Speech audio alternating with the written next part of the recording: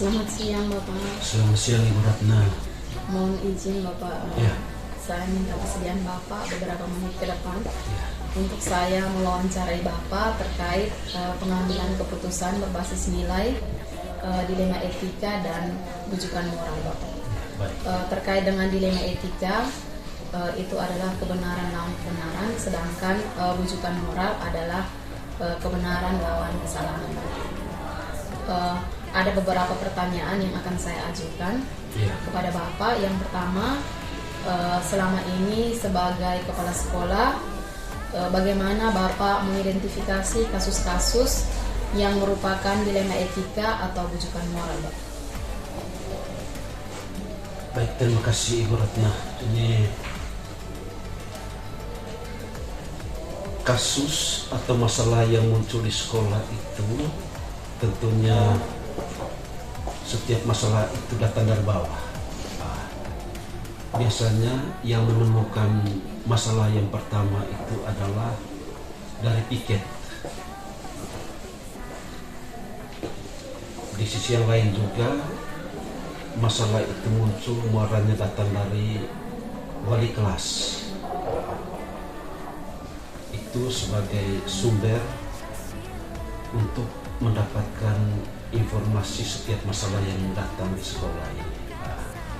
Biasanya setiap masalah yang ada di sekolah, dia sistemnya berjenjang, penyelesaiannya berjenjang, identifikasinya juga berjenjang, mulai dari wali kelas, dari piket, dari guru BK, bahkan juga bisa muncul dari guru yang ada di sekolah. Berjenjang dalam artian bahwa kalau wali kelas atau piket sanggup menyelesaikan masalah itu, berarti masalah itu selesainya di tingkat bawah.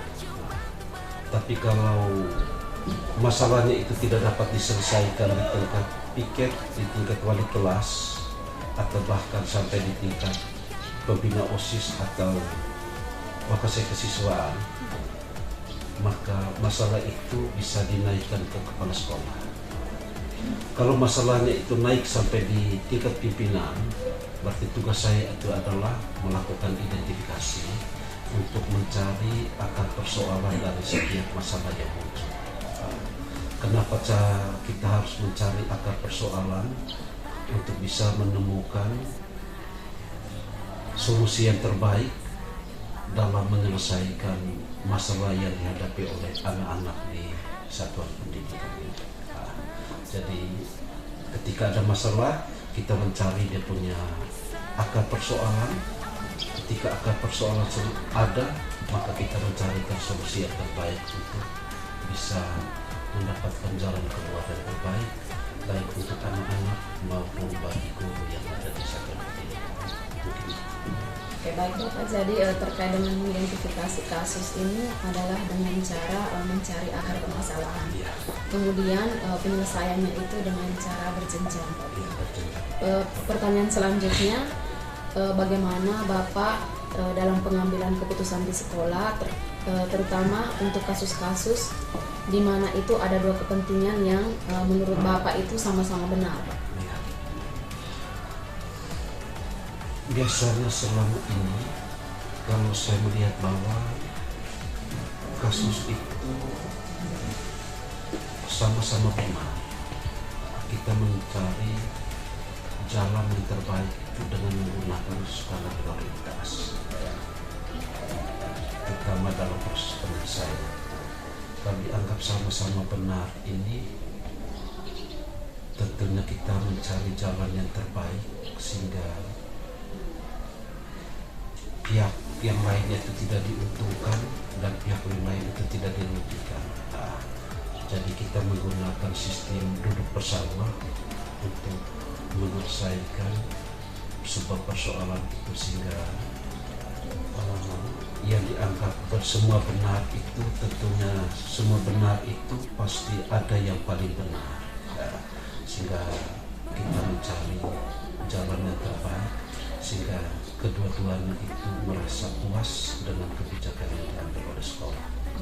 Tentunya kita harus duduk bersama dua pihak yang dianggap benar ini sehingga yang lain tidak dirugikan dan yang lain juga tidak diuntungkan, tetapi kedua-duanya itu mendapatkan solusi yang sama. Oke, baik Bapak. Selanjutnya langkah-langkah atau prosedur seperti apa yang sudah Bapak lakukan selama ini dalam terkait dengan penyelesaian masalah dilema etika dan rujukan moral? Biasanya selama ini kita memanggil semua pihak yang berhubungan dengan kasus itu. Kalau kasusnya adalah siswa, maka langkah yang pertama itu yang saya panggil itu adalah bagian kesiswaan. Setelah kami duduk bersama dengan bidang kesiswaan, baru kita menemukan jalan yang terbaiknya seperti apa. Baru langkah berikutnya itu kita memanggil siswa yang bermasalah. Jadi 3 kelompok ini kita dudukkan bersama supaya cari dia punya jalan yang terbaik. Oke, berarti di sini ada kerjasama atau kolaborasi antara kesiswaan dengan siswa yang bermasalah. Ya, betul. Selanjutnya hal-hal apa saja yang sudah Bapak lakukan selama ini atau Bapak anggap itu paling efektif dalam pengambilan keputusan terkait dengan kasus-kasus dilema etika? Selama ini kalau ada kasus, kembali saya sampaikan bahwa ketika kasus muncul, kalau memang kasus itu berhubungan dengan kesiswaan, maka yang pertama itu adalah saya panggil teman-teman di kesiswaan. Kalau kasusnya melekat langsung dengan wali kelas, maka saya panggil wali kelasnya. Kalau kasusnya bersifat umum, saya panggil guru BK untuk kita duduk bersama menyelesaikan masalah dari anak-anak yang menentukan masalah itu. Oke, baik Bapak. Berarti berkaitan dengan hal ini adalah duduk bersama atau berkolaborasi bersama dengan semua pihak yang ada di sekolah ini untuk bisa menyelesaikan kasus-kasus yang terjadi. Selanjutnya, hal apa yang sudah Bapak lakukan terkait dengan tantangan yang Bapak hadapi dalam pengambilan keputusan pada kasus-kasus dilema etika? Yang selama ini yang berhubungan dengan etika bahkan sampai pada moral itu adalah misalnya anak-anak yang tentu yang etika, anak-anak yang sering bertabrakan dengan aturan sekolah, anak-anak yang bertabrakan dengan aturan sekolah itu terutama yang paling sulit itu adalah anak-anak yang meninggalkan sekolah berlama-lama, bahkan sampai dengan dia meninggalkan sekolah itu sampai pada tingkat yang di luar dari kewajaran.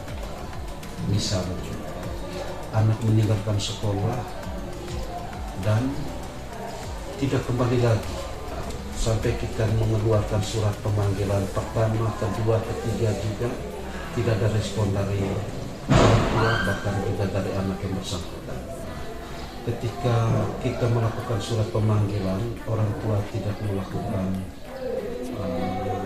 tidak merespon surat panggilan dari sekolah, maka ujungnya itu adalah kita terpaksa mengembalikan anak ketika semua surat panggilan sudah dilakukan tetapi tidak ada respon dari orang tua, maka jalan keluar yang terakhir itu adalah kita mengembalikan anak.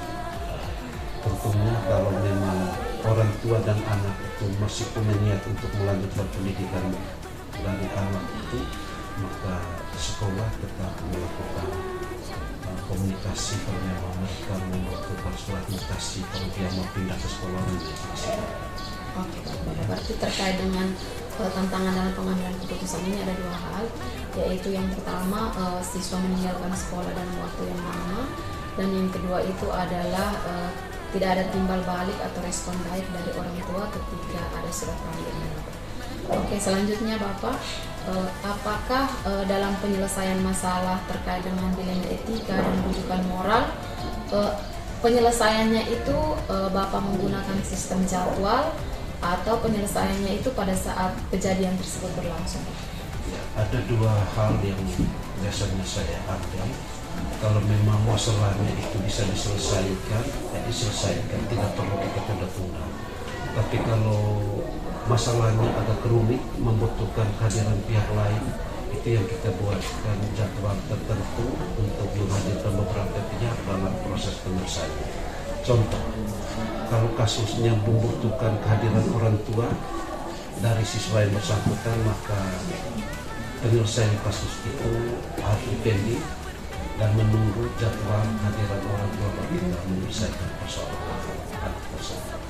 Oke, berarti di sini ada dua, yaitu Bapak dilihat dari kasusnya, kalau misalnya bisa diselesaikan langsung diselesaikan, tapi apabila tidak bisa diselesaikan berarti melibatkan orang tua pihak itu. Selanjutnya mungkin dalam pengambilan keputusan terkait dengan dilema etika dan rujukan moral selama ini, apakah ada orang lain selain Bapak yang membantu Bapak untuk mempermudah dalam pengambilan keputusan? Selama ini yang saya lihat, terutama ketika muncul persoalan, kalau persoalannya itu berhubungan dengan sarana prasarana, saya prioritaskan untuk memanggil wakil sekretaris sarana prasarana. Kalau dia kasusnya itu berhubungan dengan siswa, saya prioritaskan untuk memanggil kesiswaan, pembina OSIS dan juga guru BK, supaya dari sana nanti kita bisa tahu identifikasi masalahnya itu karena apa. Kalau sudah menemukan dan punya akar persoalan, kalau memang kita membutuhkan kehadiran orang tua, berarti orang tua perlu dihadirkan. Tapi kalau tidak perlu, berarti proses penyesuaian itu bisa diselesaikan di tingkat pembantu kepala sekolah. Oke, siap. Berarti di sini terkait dengan orang yang membantu terkait penyelesaian masalah di sekolah yang terjadi itu disesuaikan dengan masalah itu munculnya dari mana. Misalnya dari bagian kesiswaan berarti berkolaborasi dengan kesiswaan, munculnya dari sarpras berarti berkolaborasi dengan sarpras. Oke, baik Bapak. Ini mungkin pertanyaan yang terakhir dari saya, Bapak. Dari semua hal yang sudah Bapak sampaikan tadi, pembelajaran apa yang bisa Bapak petik dari pengalaman Bapak selama mengambil keputusan dilema etika, Bapak? Pengalaman saya selama ini, yang pertama itu menyelesaikan masalah tidak boleh gegabah. Hal yang kedua, dalam menyelesaikan masalah, terutama masalah yang dengan rumit itu, harus jaga emosi. Dan yang tidak kalah pentingnya selama ini, ketika muncul persoalan itu, selalu saya ambil langkah itu adalah duduk bersama dengan para pembantu kepala sekolah. Ketika duduk bersama dengan para pembantu kepala sekolah, di sana pasti ada cerita yang berhubungan dengan masalah ini, dan ujungnya pasti masalah itu bisa diselesaikan dengan baik. Selama ini tidak ada masalah yang tidak bisa diselesaikan ketika duduk bersama. Oke, baik Bapak. Dari pembelajaran berharga yang Bapak petik itu ada 3, yaitu yang pertama dalam penyelesaian masalah itu tidak boleh gegabah, kemudian yang kedua itu jangan dalam situasi yang emosi, kemudian yang ketiga itu selalu duduk bersama dengan para wakil kepala sekolah untuk membantu Bapak dalam penyelesaian masalah. Mungkin itu saja Bapak dari saya. Terima kasih atas kesediaan Bapak untuk saya wawancarai. Semoga pengalaman Bapak ini bisa menjadi pengetahuan baru bagi saya, dan ini juga menjadi informasi yang penting bagi saya untuk peningkatan kompetensi saya dan pengembangan diri saya ke depan, Bapak. Terima kasih Ibu Ratna. Jadi di akhir dari pertemuan kita ini, saya selaku pimpinan di sini menyampaikan terima kasih banyak untuk kesempatan ini. Dan ada 1-2 hal yang terus saya pesankan ke Ibu Ratna sehubungan dengan tugas Ibu selama kita berada di sini, terutama di tahun pelajaran yang baru ini. Selain bertugas sebagai guru mata pelajaran, juga ada tugas-tugas tambahan lain yang perlu menjadi beban Ibu. Harapan saya supaya ke depan terus semangat, tetap sukses dalam melaksanakan semua tugas yang diberikan ini, tetap aktif dalam proses pembelajaran di kelas dan juga setiap tugas yang dipercayakan kepada Ibu. Mungkin itu saja yang perlu saya sampaikan. Atas perhatian Ibu Ratna juga saya terima kasih banyak. Terima kasih Bapak. Selamat siang. Selamat pagi Bapak. Selamat pagi Bu. Apa kabarnya Bapak? Kabarnya baik Bu. Oke, mohon izin Bapak kesediaan waktunya beberapa menit ke depan untuk saya wawancarai terkait dengan pengalaman Bapak dalam pengambilan keputusan berbasis nilai, dilema etika dan rujukan moral Bapak. Saya gambarkan bahwa dilema etika itu terkait kebenaran vs kebenaran, kemudian rujukan moral itu adalah kebenaran vs kesalahan. Pertanyaannya Bapak, mungkin Bapak bisa gambarkan kepada saya bagaimana Bapak mengidentifikasi kasus-kasus dilema etika ataupun rujukan moral Bapak. Jadi Ibu, kita menyangkut cara mengidentifikasi tentang kebenaran vs kebenaran. Nah, saya sudah menjelaskan beberapa teman yang sudah pernah diskusi dengan saya di sini. Guru penggerak juga. Ya, contoh salah satu di sekolah ini kan kita membutuhkan uluran tangan seperti penambahan lama. Tapi itu bersifatnya dari komite, kita hanya bisa mengusulkan saja ke komite yang bergerak. Tetapi dalam perjalanannya dan kegiatan-kegiatan keuangan itu kan sudah dibuat raps demi kepentingan lembaga ini dan pendidik. Tapi dalam perjalanannya pasti ada macet. Jadi untuk memahami, saya mau memahami siswa mana dari kelas mana yang macet. Nah, ini kan saya harus tahu cara identifikasinya. Pertama saya harus panggil wali kelas berdasarkan data yang sudah diberikan oleh benar komite.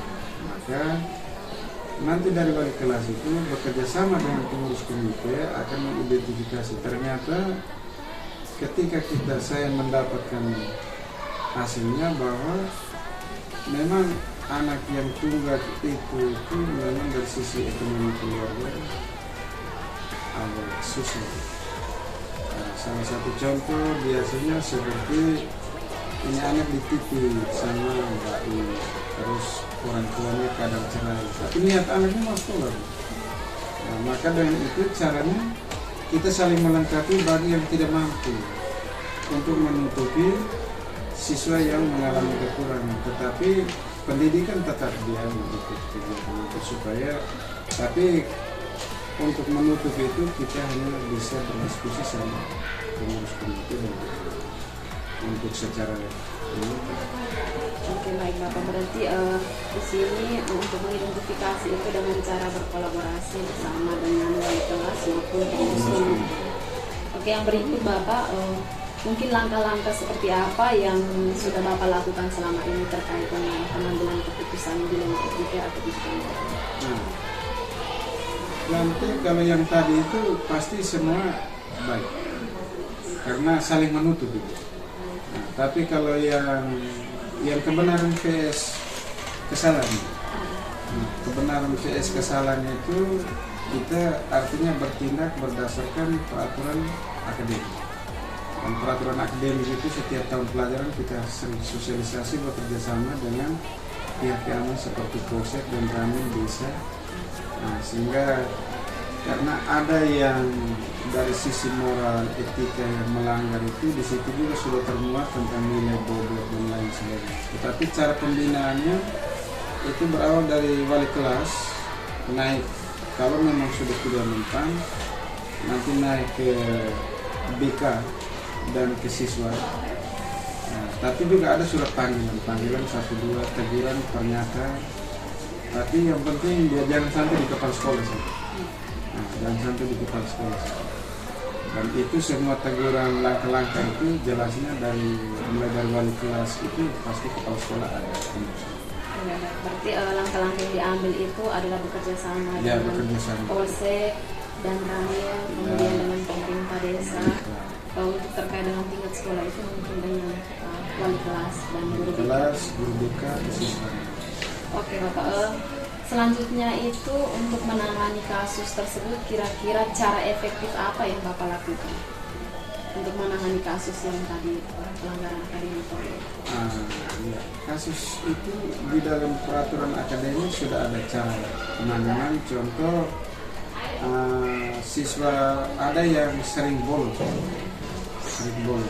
berarti dia yang pertama itu dipanggil orang tuanya, dibuatkan surat pernyataan selama 3 bulan minimal, pasti kolaborasi kerjasama antara wali kelas, BK dan siswa. Nah itu wajib lapor itu.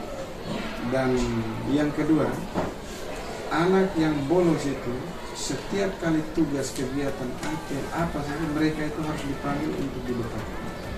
Sehingga mungkin jangan sampai mereka selama kita kurang perhatian. Jadi kita kasih mereka tugas dengan sendirinya dan itu berhasil. Itu cara yang paling efektif yang sudah dijalankan di sekolah ini. Oke, selanjutnya Bapak mungkin dalam pengambilan keputusan dilema etika atau bujukan moral ini tantangan terberat apa yang dialami? Tantangan terberat dalam itu kadang-kadang ketika kita melakukan ketegasan dalam berdisiplin, kadang-kadang orang tua ini dia juga tidak suka, tapi ada orang tua yang sangat mendukung. Tapi karena waktu itu ketika sosialisasi diundang untuk merapat komite atau orang tua yang mengomel itu yang memang dia tidak hadir. Nah, jadi ketika kita panggil, baru kita berikan penjelasan, baru dia bisa Oke, baik. Berarti ada semacam miskomunikasi antara pihak sekolah dengan orang tua yang biasanya kadang tidak mendukung. Tergantung faktor pendidikan orang tua juga. Selanjutnya Bapak, mungkin selama ini ada faktor-faktor atau ada pihak-pihak lain atau ada orang lain yang membantu Bapak dalam mengatasi masalah dilema etika atau bujukan moral ini? Yang sangat dekat dengan saya membantu adalah pengurus komite.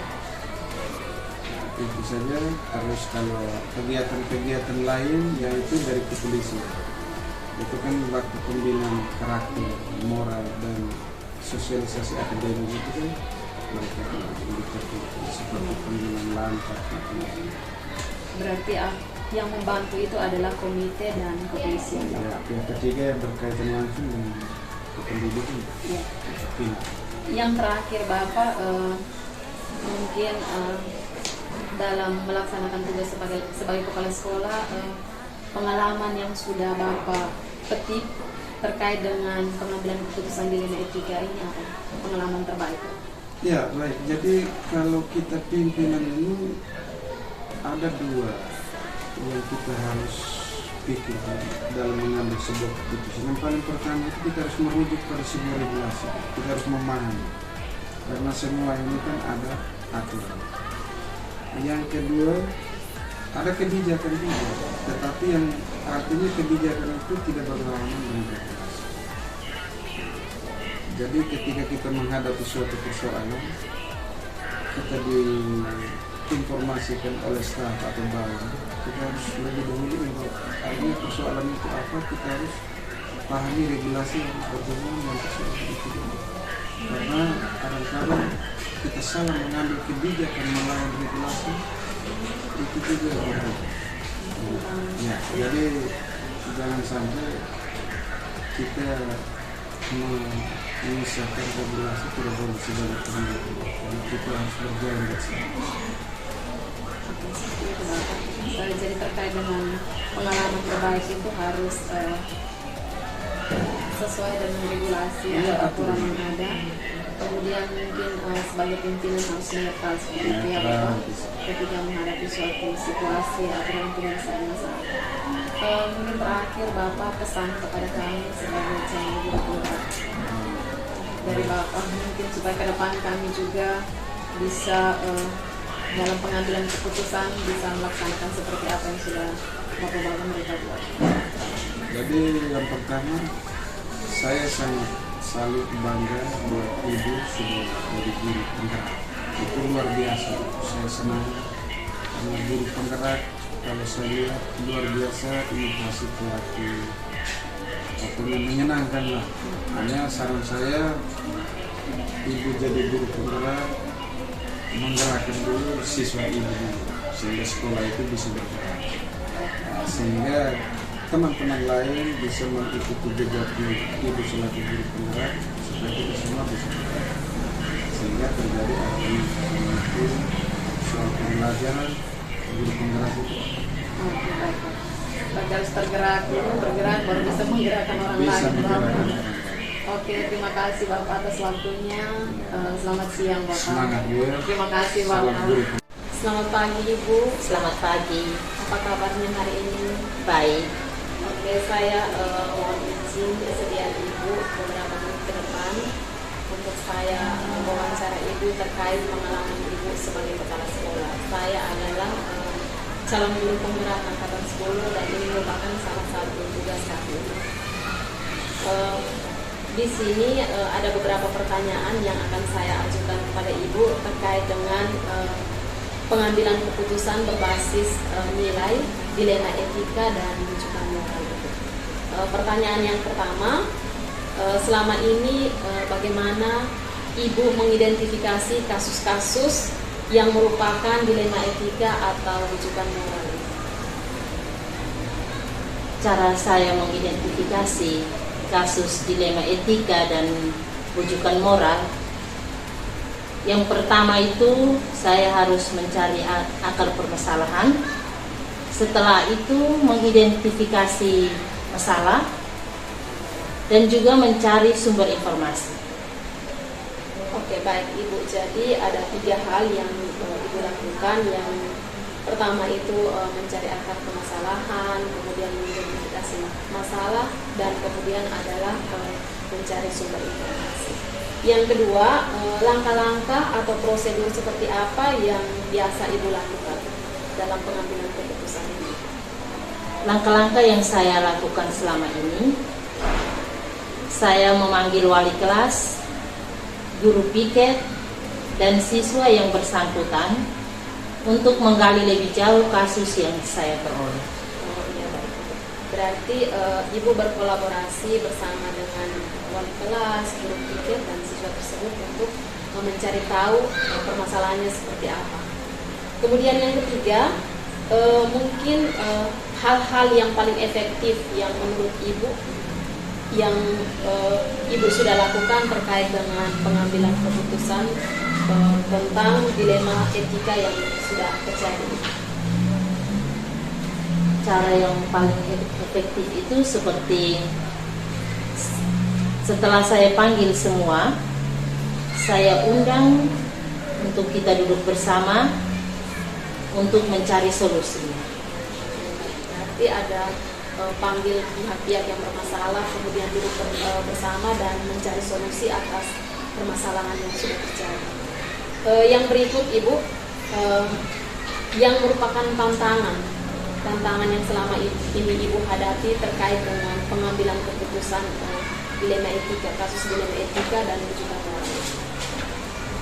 Tantangan paling besar yang dialami selama ini dalam mengatasi kasus dilema etika dan rujukan moral yaitu miskomunikasi orang tua dengan pihak sekolah dalam menangani kasus yang dialami anak di sekolah. Biasanya ada kasus kita sudah undang orang tua tetapi tidak datang. Berarti ada miskomunikasi antara pihak sekolah dengan orang tua sehingga menimbulkan ketidakhadiran orang tua pada saat penyelesaian masalah. Yang berikut lagi Ibu, mungkin ada hal yang mempermudah Ibu atau ada yang membantu Ibu dalam pengambilan keputusan kasus-kasus dilema etika atau rujukan moral yang sudah terjadi. Ya, hal yang mempermudah dalam mengambil keputusan kasus-kasus dilema itu adanya kerjasama antara pihak-pihak bermasalah dengan pihak sekolah. Berarti ada kerjasama yang baik antara pihak yang bermasalah dengan pihak sekolah. Yang terakhir dari saya Ibu, dari semua hal yang sudah Ibu sampaikan, pengalaman Ibu terkait pengambilan keputusan, pelajaran apa yang Ibu petik dari pengalaman selama pengambilan keputusan dilema etika yang sudah dialami ini? Pelajaran yang saya ambil dalam mengambil keputusan itu tidak emosi, tidak gegabah, Dan sebagai kepala sekolah, saya tidak boleh memihak, tetapi saya harus berada di tengah. Oke, baik Ibu, berarti ini pelajaran berharga bagi kami bahwa dalam pengambilan keputusan itu kita tidak boleh gegabah, tidak boleh emosi, dan kita harus netral atau berada di tengah-tengah dan tidak boleh memihak kepada siapa-siapa. Oke, mungkin itu saja Ibu. Terima kasih atas kesediaan Ibu untuk saya wawancarai. Semoga ini menjadi pelajaran bagi kami sehingga ke depan saya juga bisa ketika saya dihadapkan dengan kasus-kasus seperti ini, saya bisa mengambil keputusan sesuai dengan yang sudah Ibu jalankan selama ini. Terima kasih Ibu, selamat pagi.